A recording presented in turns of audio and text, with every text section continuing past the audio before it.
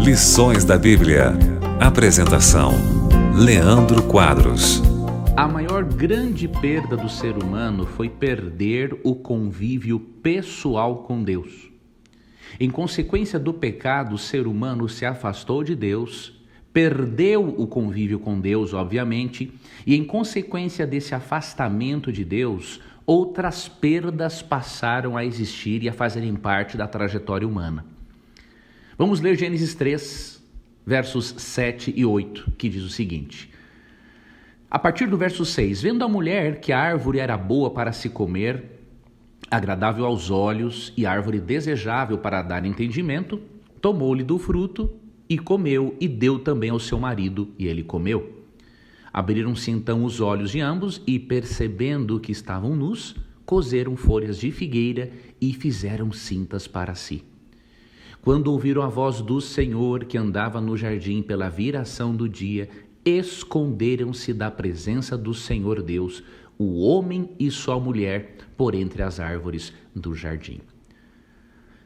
Em consequência do pecado, os nossos primeiros pais desenvolveram o temor, um medo em relação a Deus. Eles se afastaram da fonte de vida, da fonte do amor, quando eles, de uma forma egoísta, decidiram comer de um fruto proibido, demonstrando, na verdade, quererem mais na argumentação de Satanás do que no mandamento de Deus. A partir do momento que houve essa desobediência, ambos passaram a ter consciência do que era o mal. Antes eles eram inocentes, e com esta consciência do mal, eles se tornaram pecadores. A natureza deles passou a se corromper, e aí foi inviável a companhia, aquela relação íntima que Adão e Eva tinham com Deus.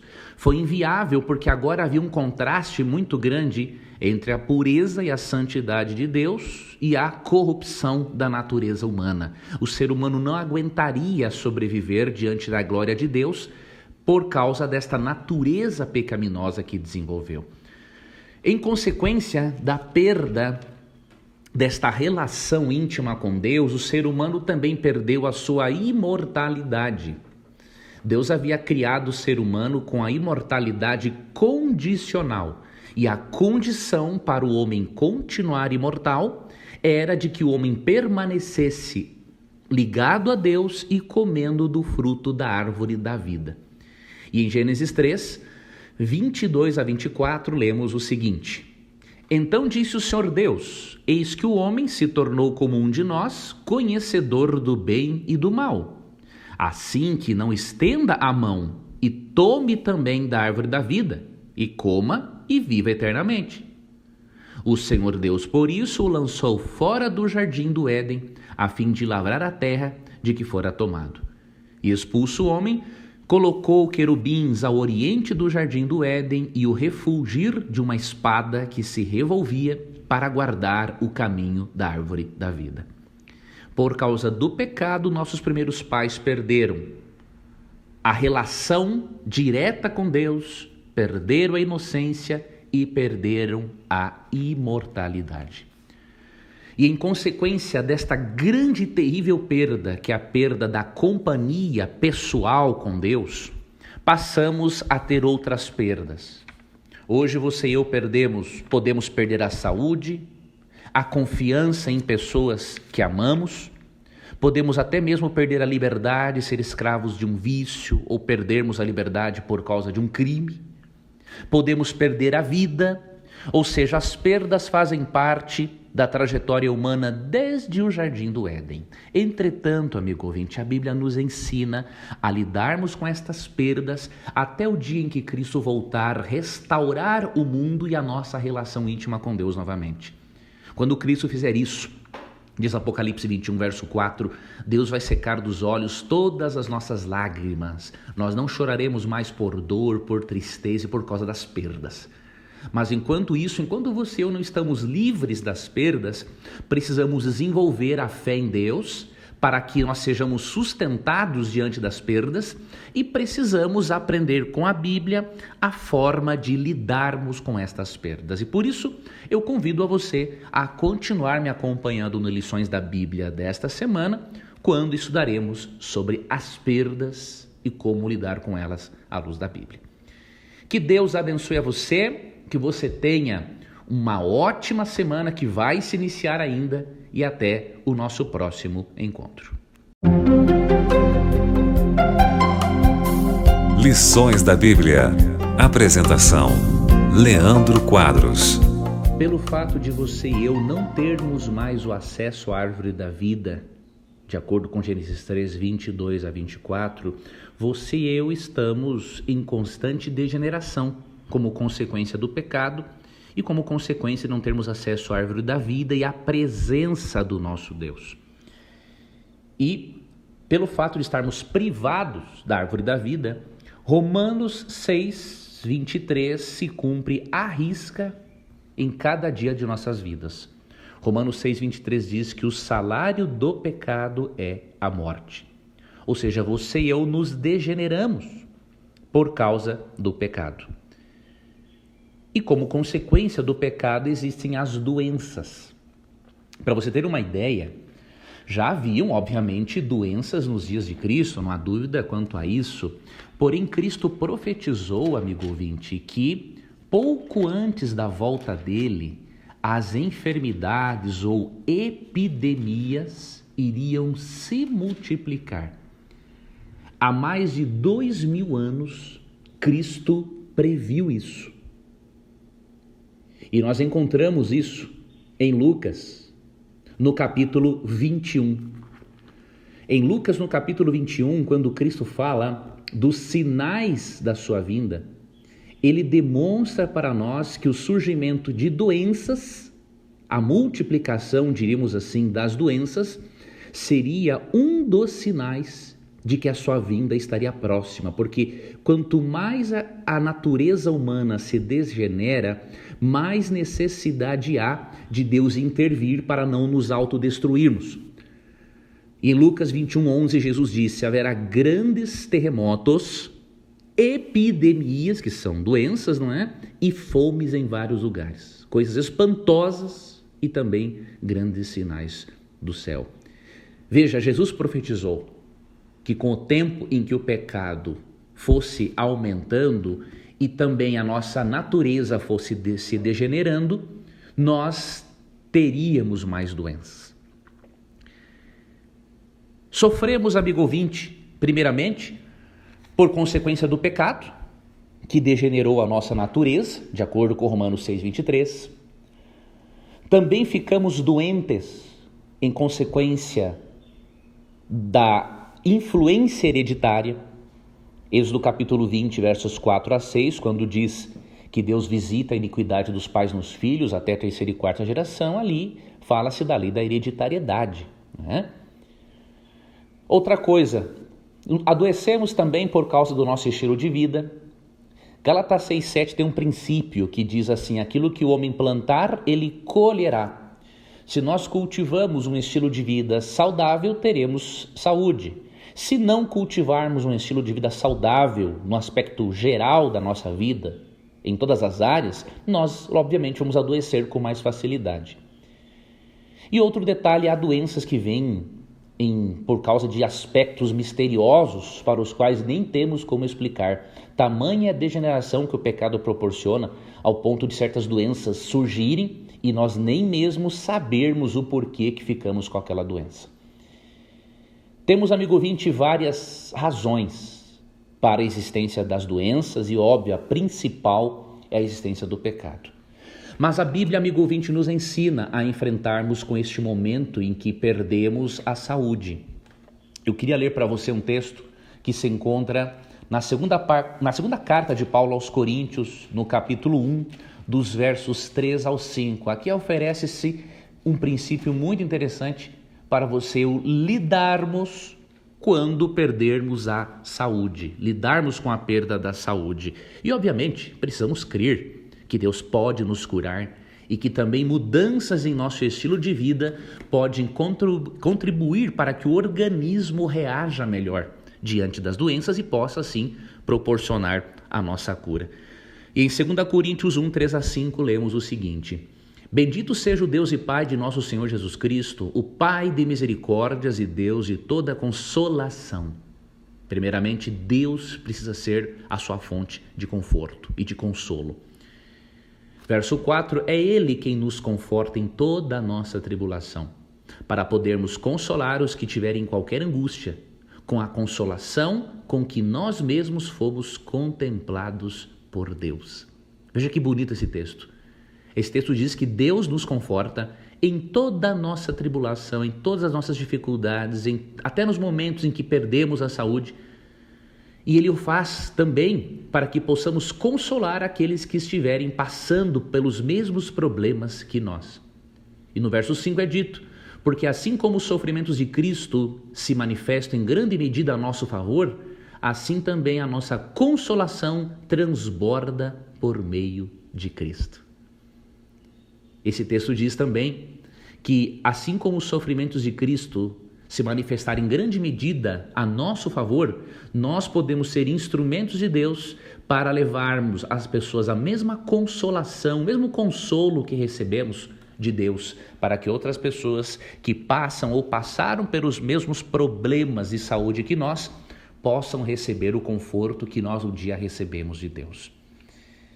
Amigo ouvinte, nós temos como prevenir as doenças, mas nós não temos como evitá-las totalmente, porque estamos num mundo de pecado e a nossa natureza está degenerada. Porém, se você e eu nos esforçarmos com a graça de Deus para obedecermos aos princípios de saúde que Deus nos orienta, nós ficaremos bem menos doentes do que as outras pessoas que não seguem os princípios de saúde de Deus.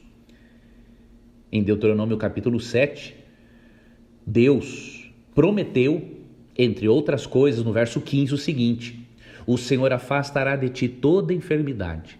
Sobre ti não porá nenhuma das doenças malignas dos egípcios, que bem sabes. Antes as porá sobre todos os que te odeiam. Deus, diz esse texto, não permitirá que as mesmas doenças que afligem aqueles que não seguem a Deus aconteçam em sua vida. Ele é fiel. Agora, pode ocorrer de você e eu não termos não termos adotado um estilo de vida saudável, ou adotamos apenas parte de um estilo de vida saudável. Então, nunca culpemos a Deus pelas nossas doenças. O problema está no pecado, o problema está em nosso estilo de vida, o problema está nas influências hereditárias, o problema está em certos aspectos dos quais não conhecemos e que são misteriosos. O mais importante é que você encontre o seu consolo em Deus, porque Deus pode curar você. E se Deus não o fizer, Ele terá razões muito claras e plausíveis para isso, e com o tempo Ele poderá lhe mostrar. Confie em Deus, obedeça a palavra de Deus e você vai desfrutar de muita saúde. Que Deus te abençoe, um abraço e até amanhã em mais um programa Lições da Bíblia. Lições da Bíblia. Apresentação: Leandro Quadros. Nesta semana estamos estudando sobre as perdas que sofremos em consequência da primeira e maior perda, a companhia de Deus, a presença dele de uma forma direta em nossas vidas. Quando nossos primeiros pais pecaram, se afastaram de Deus e desde então toda a humanidade está afastada de Deus e não temos como nos relacionarmos com Deus cara a cara, pois a pureza de Deus contrasta com a nossa pecaminosidade e nós não conseguiríamos viver na presença de um Deus santo com esta nossa natureza pecaminosa. É por isso que quando Cristo voltar, Ele vai transformar o nosso corpo, a nossa mente, a nossa natureza, para que sejamos aptos a vivermos diante do Deus Todo-Poderoso. Uma das perdas mais difíceis pelas quais um ser humano pode passar é a perda da confiança num cônjuge. Nenhum de nós, amigo ouvinte, infelizmente, está livre de em algum momento ser infiel ao cônjuge. Primeiro, porque muitos de nós somos pecadores e segundo, muitos de nós não trabalhamos certas questões internas como deveríamos ter trabalhado para que a infidelidade não fosse, diríamos assim, não existisse em nossas vidas. Há pessoas que, obviamente, não têm esta questão psicológica, mas têm uma falha no caráter. Tem vários aspectos e nós não temos aqui como julgarmos quem tem problema emocional, quem o faz por carência, quem o faz por imoralidade apenas. Nós não temos como definir isso. O que nós precisamos fazer é estarmos conscientes de que existem consequências para esta perda de confiança, mas também precisamos ter a certeza do perdão de Deus e que Ele sempre vai estar disposto a nos dar uma nova chance. O nosso propósito como cristãos não é julgar os outros, nosso propósito é o nosso propósito de vida deveria ser levar a mensagem de perdão e de salvação para todas as pessoas. Porque hoje foi um irmão ou uma irmã na fé que caiu e amanhã pode ser você, pode ser eu. Então nós não temos vantagem sobre ninguém. Basta estar vivo ou estar carente afetivamente ou ter outras questões em sua vida para estar vulnerável a uma infidelidade conjugal. Obviamente que se você conseguir manter-se fiel, será infinitamente melhor, porque você vai viver dentro dos planos de Deus e vai evitar muitos problemas. Mas caso tenha acontecido de você ter feito algo para que seu cônjuge perdesse a confiança em você, a lição de hoje vai lhe ajudar a você ter a certeza de que é possível sim recomeçar e que Deus está disposto a nos ajudar. Eu também quero falar para você que se dispôs a perdoar o seu cônjuge. Isso é muito bom. Muito melhor do que tomar a decisão de um divórcio é perdoar o cônjuge, a não ser, obviamente, que o cônjuge não se arrependa e não queira mudar de vida. Se quiser continuar naquele estilo de vida, aí as coisas ficam difíceis e realmente não dá para você conviver com a pessoa nessa situação. Agora, se a pessoa demonstra arrependimento, vale a pena perdoar, vale a pena investir no matrimônio. E como que nós devemos agir para lidarmos com a perda da confiança? Vamos ler um texto que se encontra em 1 Pedro capítulo 5, versos 6 e 7. Humilhai-vos, portanto, sobre a poderosa mão de Deus, para que ele, em tempo oportuno, vos exalte, lançando sobre ele toda a vossa ansiedade, porque ele tem cuidado de vós. Então, primeiramente, humilhe-se diante de Deus. Você que foi infiel, humilhe-se diante de Deus pedindo perdão e lance sobre Deus a toda a sua angústia por você ter sido descoberto.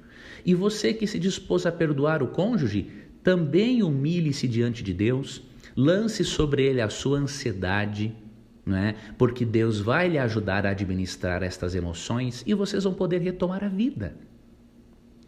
Outro texto importante encontramos em Tiago, capítulo 5, verso 16. Tiago, capítulo 5, verso 16, diz o seguinte: confessai, pois, os vossos pecados uns aos outros e orai uns pelos outros, para serdes curados. Então, quando os cônjuges estão enfrentando uma situação difícil por causa da perda da confiança, reconheçam cada um os seus erros. Não é só a pessoa que foi infiel que tem os seus problemas, a pessoa que não foi infiel também tem os seus problemas. Não se justifica pecado, mas é possível que a outra pessoa que não foi infiel possa ter de algum modo contribuído para isso. Então o que é mais importante é agora não ficar ninguém culpando o outro, mas cada um confessar os seus erros, reconhecer aonde errou, orar juntos e clamar pelo perdão mútuo. Perdoar é uma atitude divina. Quem consegue perdoar está exatamente agindo como Deus age. É óbvio que reconstruir a confiança requer tempo. E por isso eu vou dar um conselho para você. Primeiramente, dê um passo de cada vez, não é? Depois que você reconhecer sinceramente o seu erro, continue conquistando a confiança do cônjuge. E o cônjuge que se dispôs a perdoar, não aproveite-se agora da situação para pisar no outro. Porque ao mesmo tempo que eu estou incentivando a pessoa que foi infiel a reconhecer o seu erro e a pedir perdão, eu também não quero estimular a pessoa a viver se rastejando. Ninguém tem que se rastejar para ninguém. Mesmo que você tenha cometido um erro, com humildade você pede perdão, você faz de tudo ao seu alcance para restaurar a confiança, mas você não vai se rastejar, você não vai mendigar afeto, porque isso não ajuda em nada. Ok? Você tem grande valor diante de Deus e não é porque você cometeu um erro que agora você é a pior pessoa do mundo e o seu cônjuge é a melhor pessoa do mundo. Isso também é um erro, tá ok? Precisamos preservar a nossa integridade emocional, tendo a consciência que à luz da cruz, todos nós somos muito importantes aos olhos de Deus. Que Deus ajude a você e ao seu cônjuge a serem felizes e a superarem a perda da confiança. E Ele ajuda. Se muitos casais conseguiram, obviamente que vocês também podem conseguir. E lembre-se de uma coisa: ninguém tem que julgar a sua vida, ninguém tem que dar pitacos na forma como vocês precisam resolverem essa questão. Resolva essa questão com Deus, ou também é muito importante para certos casos fazer uma psicoterapia, tá bom? Isso será muito importante, vai ajudar vocês vão poder seguir adiante. E lembre-se, você que não errou, lembre-se que você pode ser o próximo. Então cuide-se, ore a Deus e seja misericordioso, misericordiosa com seus irmãos na fé. Porque o mesmo carinho, apoio que eles estão precisando agora, você pode precisar depois também. Lembre-se de nunca fazer para os outros aquilo que você não queria que fizessem a você. De acordo com Cristo em Mateus 7,12, isso é o resumo de toda a Bíblia. Um forte abraço, Deus te abençoe e até amanhã em mais um programa Lições da Bíblia. Lições da Bíblia. Apresentação: Leandro Quadros. Nós também, neste mundo de pecado, perdemos a confiança por causa de abusos, violência familiar. Quando sofremos uma violência física, sexual, verbal, não é? Emocional, quando sofremos negligência, somos negligenciados de forma ativa ou passiva, tudo isso gera marcas em nós, gera cicatrizes. E, obviamente, que você e eu precisaremos aprender a lidar com isso. Como que Deus quer que você reaja diante de uma situação como essas? Por exemplo, um abuso sexual. Veja, eu não quero ser aqui para você um cristão hipócrita que tenha que dizer para você o que você tem que fazer, sendo que eu nunca passei por isso. Então, quem nunca foi abusado sexualmente não deveria se portar como juiz, não é? Para aqueles que já passaram por um abuso sexual. Muitas pessoas pensam que perdoar um abuso sexual é tão fácil quanto perdoar, por exemplo, uma ofensa verbal. Não tem nada a ver uma coisa com a outra. Mesmo que Deus queira que nós perdoemos sempre de acordo com Mateus 18, 21 e 22, neste contexto, Cristo não está falando dos abusos sexuais. Ele está falando de problemas cotidianos do dia a dia que fazem parte das relações interpessoais. Então, usar Mateus 18, 21 e 22 para uma pessoa que foi abusada sexualmente é uma violência contra ela. Porque ela já foi destruída emocionalmente. Uma coisa é alguém falar mal de você, outra coisa é alguém penetrar você com um pênis ou com outro objeto sem você querer. Então isso gera cicatrizes e marcas muito profundas na psique do ser humano. Então não devemos nos metermos em querermos ensinar a pessoa, por exemplo, a perdoar o abusador sexual. É muita hipocrisia alguém tentar fazer isso, né? E a Bíblia nem ensina isso. O que a Bíblia ensina em Mateus 18, 21 e 22 é que você e eu devemos perdoar sempre em relação a essas questões cotidianas, do dia a dia, ofensas. Agora, em relação ao abuso sexual é outra coisa. Jesus não tinha isso em mente. E o Dr. Roy Adams, em um artigo publicado pela revista Adventista, ele foi muito feliz em explicar que pessoas boas agem de maneiras diferentes diante de situações de profunda dor ou estresse. E por isso devemos respeitar isso.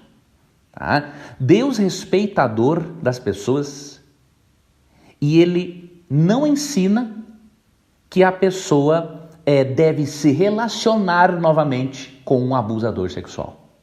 Você não deve, como cristão, pagar o mal com o mal, isso sim. Romanos 12, aprendemos, verso 17, que nós não pagamos o mal com o mal.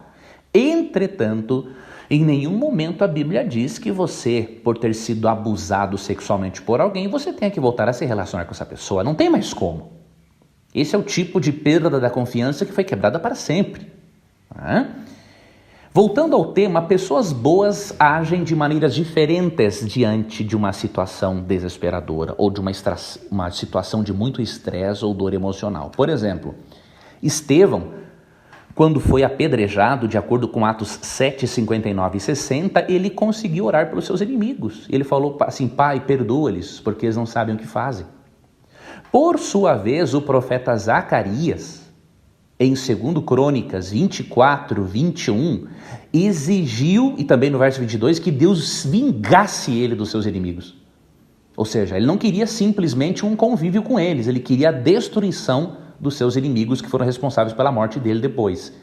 E em Lucas 11, 51, interessante, Cristo demonstrou a sua aprovação por aquela oração de Zacarias, demonstrando o quê? Que pessoas boas agem de maneiras diferentes diante de um abuso sexual. Se uma pessoa reagiu de uma forma, isso não significa que as outras pessoas devem reagir da mesma forma, porque pessoas boas reagem de forma diferente diante de um abuso sexual.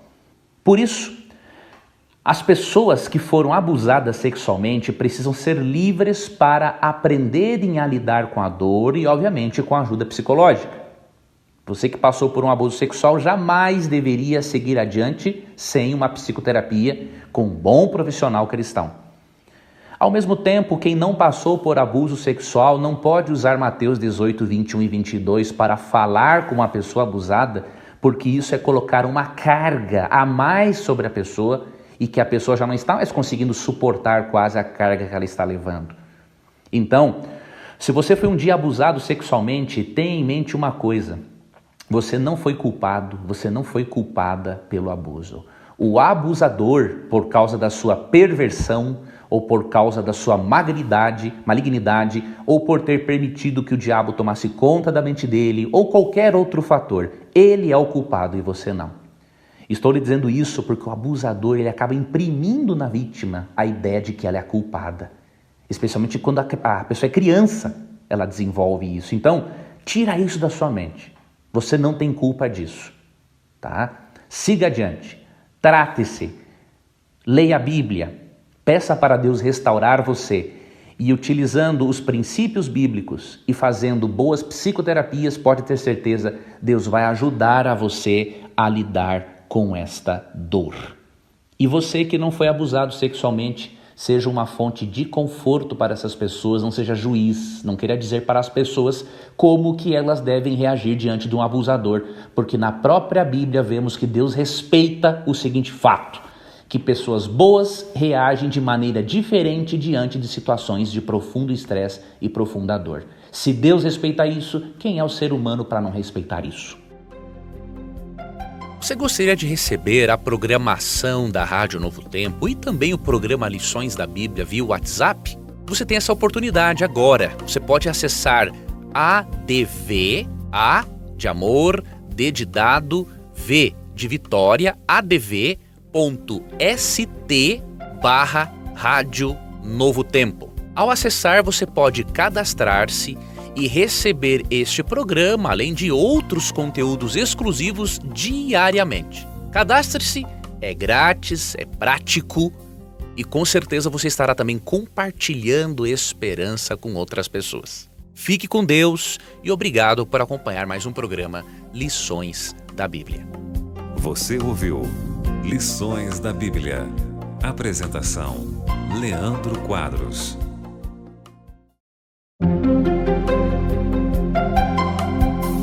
Lições da Bíblia. Apresentação: Leandro Quadros. Pode chegar um momento em que o ser humano perca a sua liberdade por causa de algum vício. Nenhum de nós está livre de algum vício. O detalhe é que existem vícios muito mais perigosos e destrutivos, como, por exemplo, ser viciado em drogas, em álcool. E a Bíblia tem algo a nos dizer para superarmos qualquer um dos nossos vícios. Porque Deus não quer que você viva escravo. Você é escravo daquilo que você serve. Vamos ler alguns textos bíblicos. O primeiro deles, 2 Pedro 2,19, que diz: prometendo-lhes liberdade, eles mesmos são escravos da corrupção, pois o homem é escravo daquilo que o domina.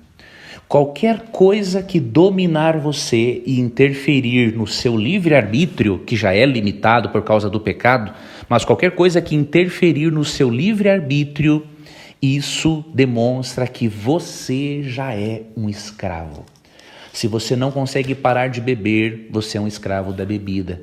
Se você é um escravo da imoralidade sexual, você não consegue se libertar disso, você é um escravo da imoralidade sexual. Se você não consegue se libertar da maconha, da cocaína ou do crack, você é escravo dessas coisas.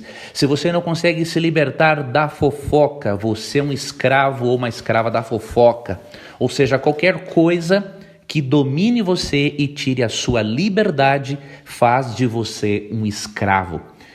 E o apóstolo Paulo em 1 Coríntios 6,12 diz assim: todas as coisas me são lícitas, mas nem todas convêm. Todas as coisas me são lícitas, mas eu não me deixarei dominar por nenhuma delas. Ou seja, podemos vir a nos tornarmos escravos até mesmo de coisas boas.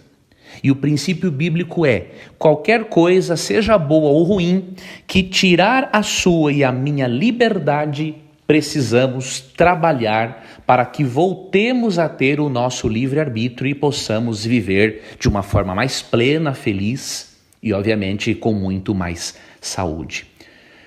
O que pode levar uma pessoa ao vício? Várias coisas.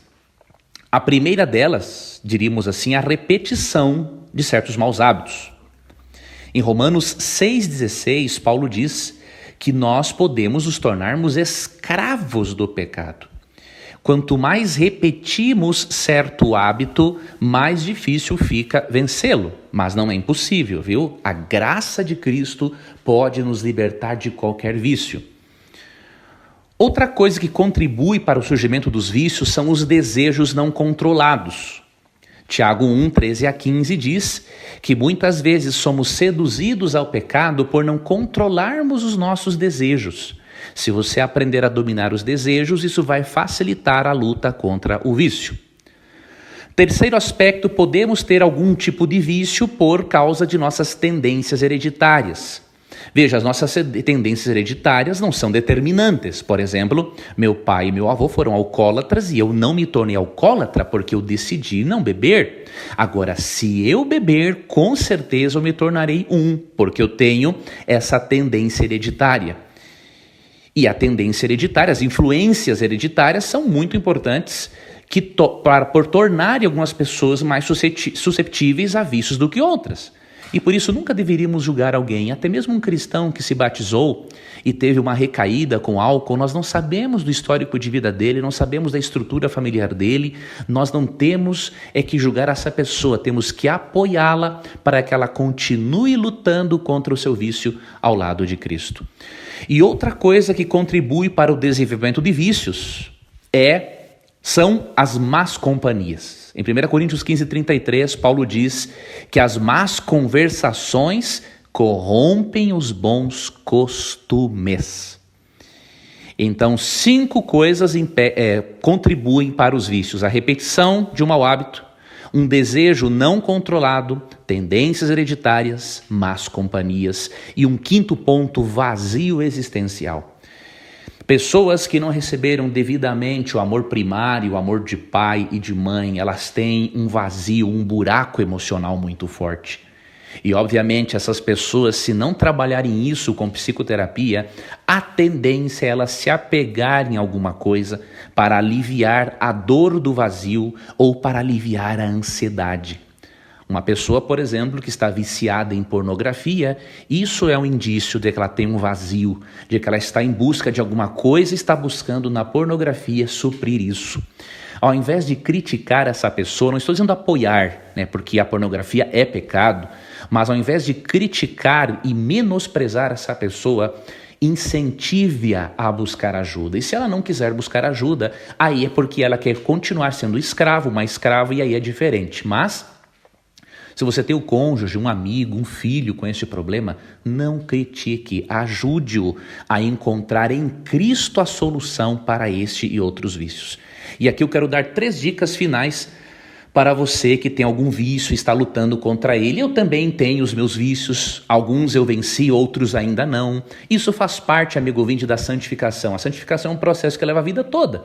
O que mais importa é nós não desistirmos e nos apegarmos a Cristo, porque no momento certo, com o passar do tempo, Cristo vai nos dando as vitórias. E algumas coisas, talvez tenhamos de lutar contra elas por toda a vida, confiantes que a graça de Cristo vai suprir aquilo que nos falta. Então, 3 dicas eu vou lhe dar rapidamente. A primeira é revestir-se de Cristo.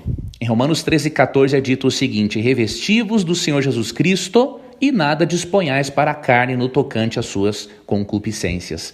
Para você vencer as tendências pecaminosas e os vícios, é muito importante revestir-se do Senhor Jesus Cristo. Fazer com que Ele faça parte de toda a sua vida, relacionar-se com Ele, ler os evangelhos, ler a Bíblia, estudá-la, ir à igreja, falar com Ele em oração, contar tudo o que sente, até mesmo a vontade de praticar o vício. Se você, por exemplo, está lutando contra a bebida, fale assim: Jesus, estou com uma vontade de beber novamente, me ajude.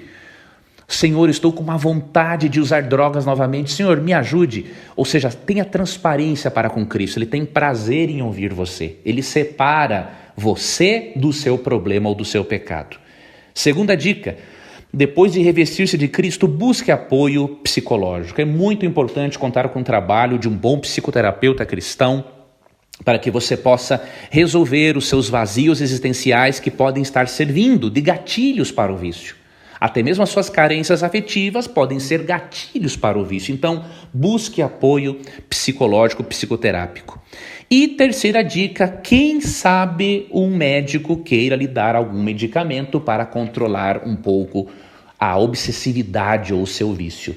Se algum médico psiquiatra lhe receitar algum medicamento, não tenha vergonha de tomá-lo. Não fique pensando assim: eu vou ficar viciado para sempre. Isso não existe, viu? Isso aí é mito. Da mesma forma que você foi acostumado com a medicação para lhe ajudar, obviamente que o psiquiatra pode desviciar. Um termo que eles usam, ele pode desmamar você desse medicamento. Então, se for necessário, use. Se não for necessário, ótimo, tá ok? Espero que essas dicas tenham lhe ajudado. Siga firme, siga adiante. Quando você cair, lembre-se que você não está sozinho. Em 1 João 2, 1 e 2 é dito o seguinte, no verso 1 em especial: filhinhos, essas coisas vos escrevo para que não pequeis, mas se alguém pecar, temos um advogado junto ao céu, junto ao Pai, Jesus Cristo o justo. Jesus no santuário celestial. A presença dele lá é a garantia de que você tem acesso ao trono da graça sempre que você tiver uma queda. Por isso, levante-se, siga adiante, porque o amor de Deus por você é muito mais forte do que o vício que lhe domina. Você gostaria de receber a programação da Rádio Novo Tempo e também o programa Lições da Bíblia via WhatsApp? Você tem essa oportunidade agora. Você pode acessar ADV, A de amor, D de dado, V de Vitória, adv.st/Rádio Novo Tempo. Ao acessar, você pode cadastrar-se e receber este programa, além de outros conteúdos exclusivos diariamente. Cadastre-se, é grátis, é prático e com certeza você estará também compartilhando esperança com outras pessoas. Fique com Deus e obrigado por acompanhar mais um programa Lições da Bíblia. Você ouviu Lições da Bíblia. Apresentação: Leandro Quadros.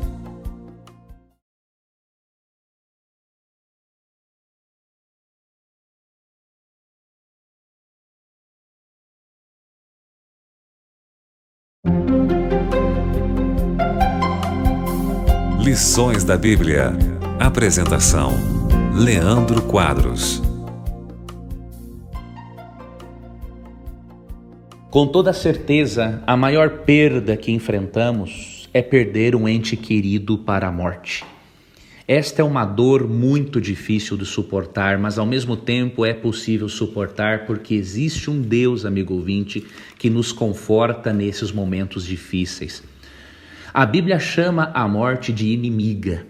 E em 1 Coríntios 15, 26, o apóstolo diz: o último inimigo a ser destruído é a morte.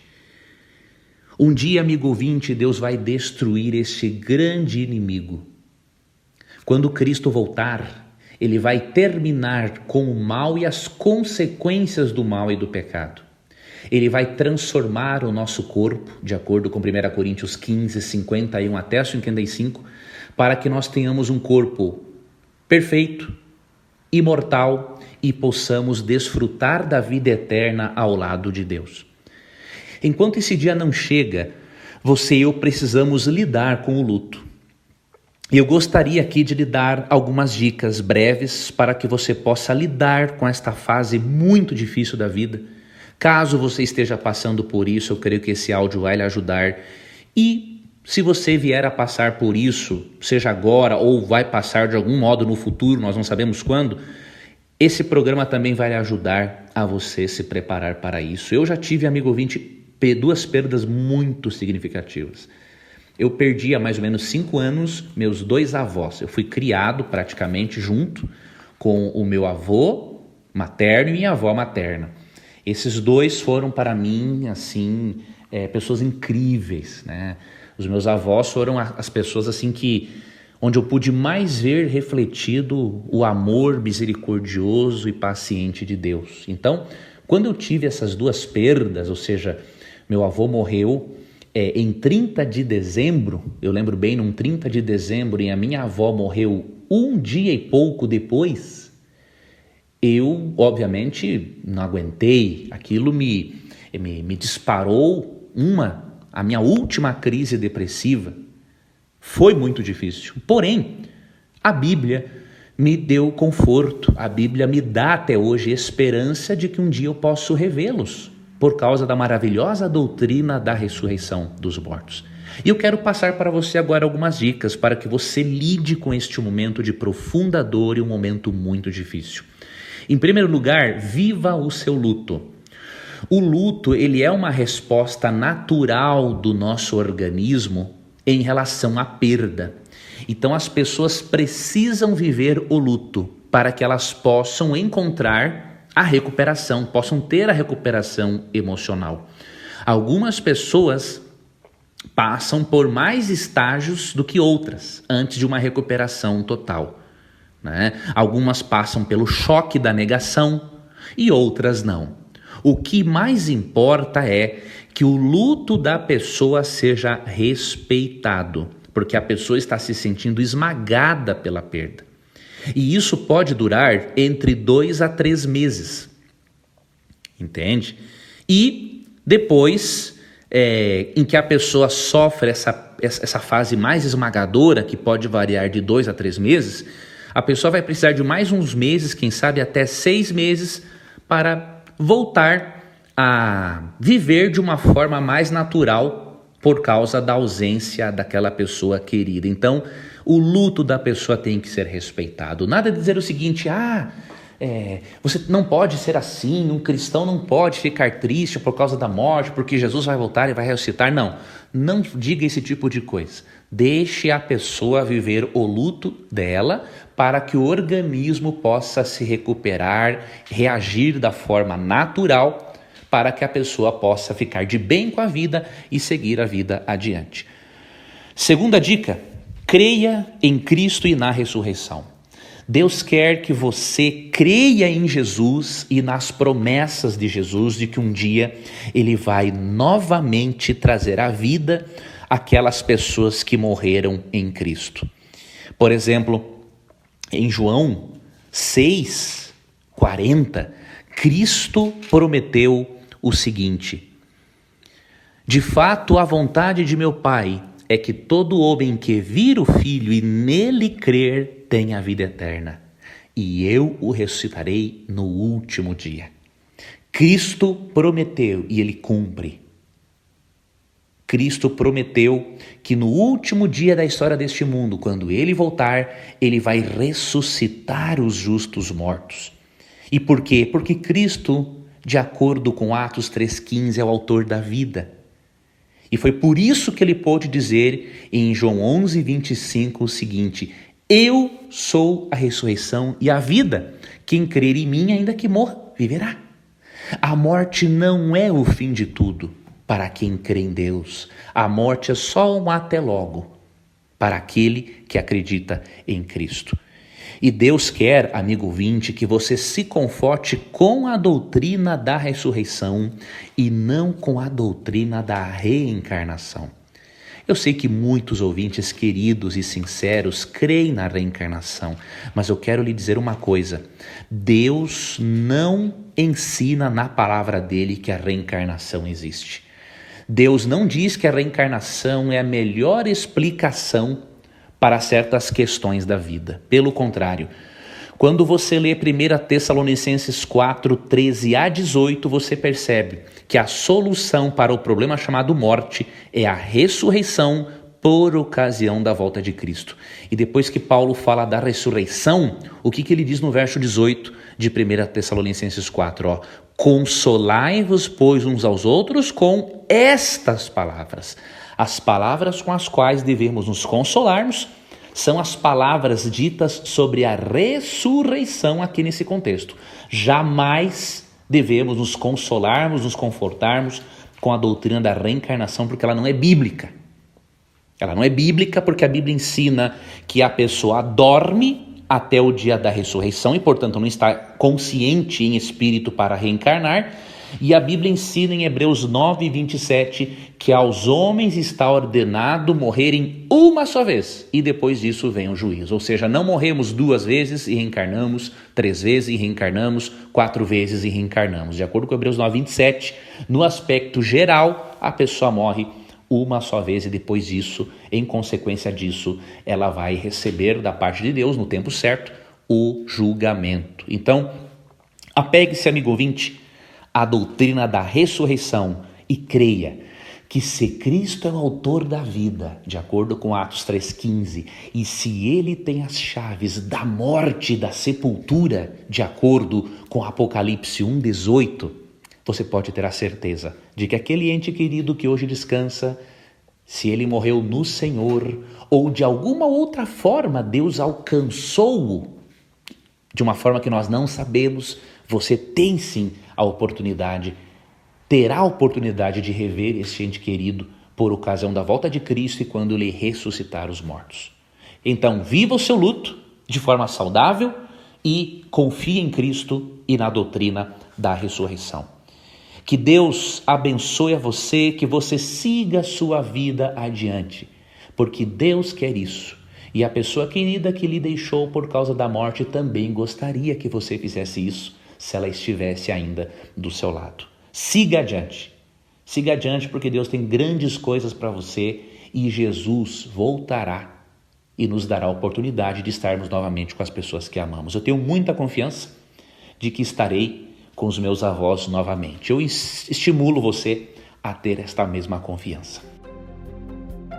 Você gostaria de receber a programação da Rádio Novo Tempo e também o programa Lições da Bíblia via WhatsApp? Você tem essa oportunidade agora. Você pode acessar ADV, A de amor, D de dado, V de Vitória, adv.st/Rádio Novo Tempo. Ao acessar, você pode cadastrar-se e receber este programa, além de outros conteúdos exclusivos diariamente. Cadastre-se, é grátis, é prático e com certeza você estará também compartilhando esperança com outras pessoas. Fique com Deus e obrigado por acompanhar mais um programa Lições da Bíblia.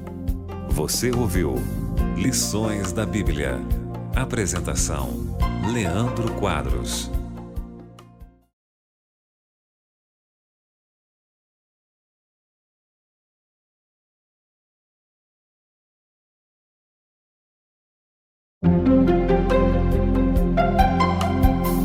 Lições da Bíblia. Apresentação: Leandro Quadros. Nesta semana estudamos sobre as perdas que vêm em consequência da grande perda que tivemos no Jardim do Éden, quando nossos primeiros pais perderam a companhia de Deus, se afastaram da fonte de vida. A nossa natureza humana, em consequência, se degenerou por causa do pecado, diz Romanos 6:23, e por isso nós sofremos agora outras perdas, por termos perdido a presença de Deus em nossas vidas. Hoje eu quero lhe ajudar a lidar com outra perda, a perda do amor. Talvez você não ame mais uma pessoa que você amava antes. E você, por ser um cristão, por ser uma cristã, se sente muito culpado por isso e não sabe o que fazer para recuperar este amor. Eu quero lhe dizer que a Bíblia tem uma resposta para você. A Bíblia lhe ensina a recuperar o amor. Em primeiro lugar, eu gostaria de dizer que o amor jamais acaba. São as pessoas que deixam de amar. 1 Coríntios 13:8 diz que o amor jamais acaba. E por que o amor jamais acaba? A resposta é simples. Porque Deus é amor, de acordo com 1 João 4:8-16.